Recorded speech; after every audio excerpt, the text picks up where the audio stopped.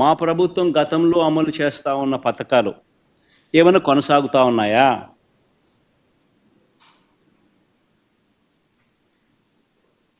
Super 6 లేదు, super 7 లేదు.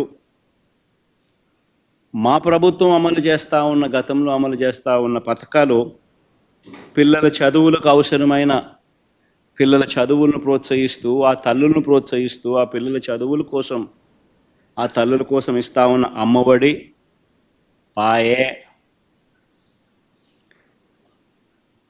రైతన్నలకు తోడుగా నిలబడే రైతు భరోసా పథకం, పాయే, వసతి దీవెన, పాయే, విద్యా దీవెన అరకొర, చేయూత లేదు, ఆసరా లేదు, సున్నా వడ్డీ, ఆరోగ్యశ్రీ పూర్తిగా కూడా యగనామమే, వాహనమిత్ర, నేతన్న నేస్తం, మత్స్యకార భరోసా, కాపు నేస్తం, ఈబీసీ నేస్తం, చేదోడు, తోడు, లానేస్తం అన్నీ గతంలో ఉన్న పథకాలన్నీ కూడా పాయే.